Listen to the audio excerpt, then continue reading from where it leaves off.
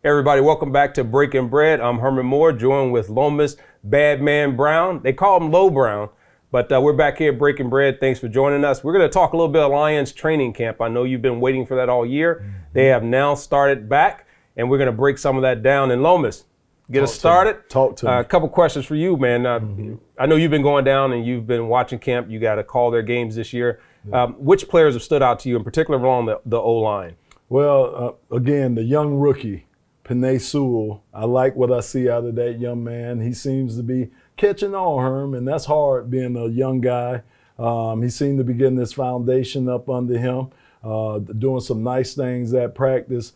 But I have to say, the two most impressive guys have been Frank Ragnow, the center, who they just gave a big deal to. And you know the center, he's like the quarterback on that offensive line. So he directs everybody and tells them what they need to do. And then also Taylor Decker. He's been looking good, guy that played the same position that I played, that important position, the left tackle position. So you could get all your pass yardage. You know, we had to take care of the quarterback. But yeah, he's been doing a great job. And the one thing that's impressing me the most, it seems like the chemistry of the whole offensive line is coming together sooner than I thought. Like you say, this only the second day of practice. So I'm really impressed with what I'm seeing with those guys up front, especially the young guy, Penei Sewell. I know there's a lot of high expectations for this offensive line. Yeah. And I've talked to a lot of people around the league. And I've talked to a lot of the writers, I've talked to a lot of the fans, and they feel that this is a top 5 offensive line. Without a doubt. Do you feel that way? I do, Herm. They should be a top 5 offensive line. You got a guy like DeAndre Swift that's going to be running behind those guys. Young new quarterback in Jared Goff back there. But I think those guys have had a couple of years of gelling together. And like I say, if you can incorporate the young fella at the right tackle position with Jonah Jackson, who was a rookie last year, he has a year up under his belt. And Big V, who they paid a lot of money to, brought him in from Philadelphia. This will be his second year under the system. I think they'll be good. I like Hank Fraley as a coach. They're a new offensive line coach. So I'm looking for them to do a lot of positive things this year. Looking forward to seeing how that team takes to the field. Yeah.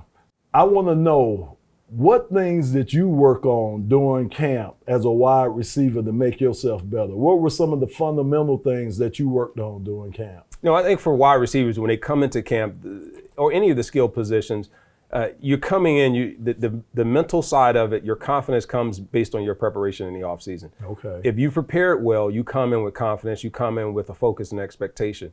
I always try to focus on just the mental side of it. If it's my rookie year or my young player, you're thinking about how do you pace yourself? How do you pick up the system? How do you go in and you take this massive playbook and it's going to be moving at like light speed, and how do you break that down into bite sizes that won't frustrate you? And then also, how do you handle frustration of if you make mistakes? Because you're going to make mistakes, right, and not allow that to take away from your confidence.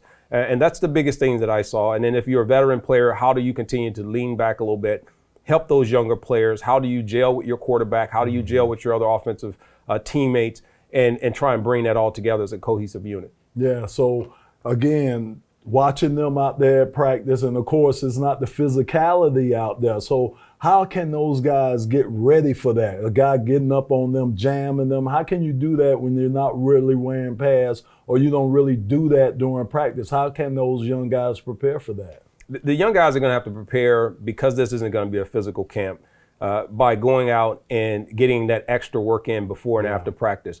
You don't want to overexert yourself. You want to try and be smart about it, but at the same time, I think the more time that they can spend on the mental side of it, and then just physically repping some of those, even if it's at half speed, you work on your technique, you work on some of the things that you know you may struggle with or that are unfamiliar to you, and you try and get better at those things. I think the coaches have to also lend themselves to being there after practice a little bit, or being there to give them that support. And then also some of the veteran players, I think, taking turns. We used to do that in practice to give some knowledge back to those younger players. And I know as a younger player, I appreciated that my rookie year. So that's what they can do to prepare, study the film, don't get frustrated, and understand that you're going to make mistakes, but it's all about how do you handle that and pick yourself back up. So, and then my last thing on that point, again, Jared Goff being a brand new quarterback, how do you get that chemistry? How would he know who's going to be his number one receiver? How do they get that chemistry going between themselves? Well, the way they're going to get that chemistry going is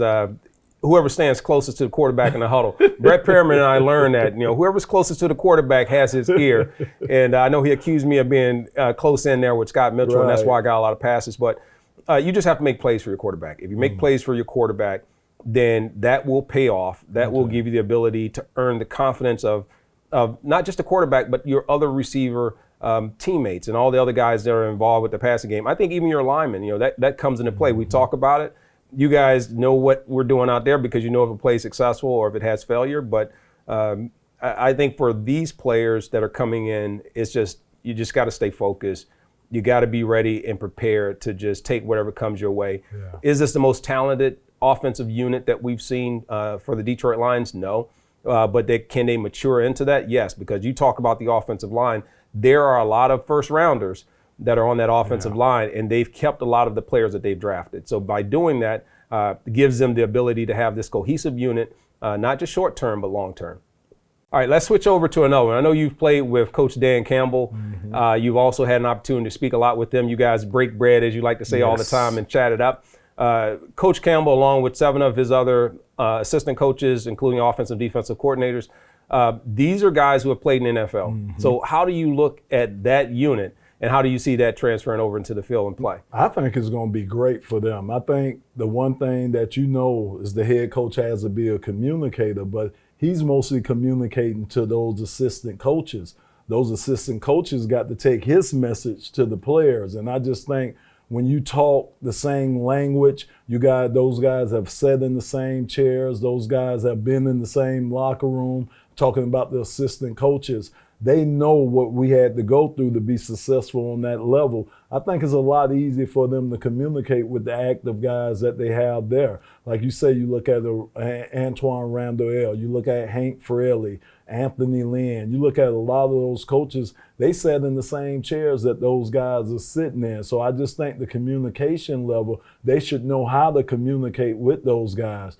The other thing I like is, Herman, when you get on the sideline, say you having a rough game, I would rather go to a coach that played the game than a coach that just read about the game, because he knows how to get you through those rough spots. He's probably going to know the right things to tell you, to help you out in that situation. So I just think that chemistry that they have as a coaching staff, the enthusiasm that they bring to every practice, and they be jumping around. They be trying to act like they young, man. I think them coaches, they have to stretch before practice because they might snap or strain something while they out there, but they bring a lot of energy to the practice, and I do think that players feed off of that. So I even seen Coach Campbell doing burpees with the players out there. Nah, I ain't trying to do no burpees, but he's in good enough shape where he could get down there and do it with the players.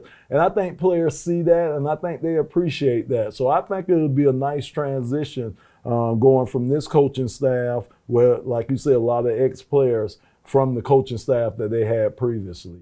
Well, that'll do it for another edition of Breaking Bread. I'm Herman Moore. That's Lomas Brown. We'll be bringing you more of Detroit Lions training camp throughout the summer, so bring it back here if you want to learn more. We'll see you soon.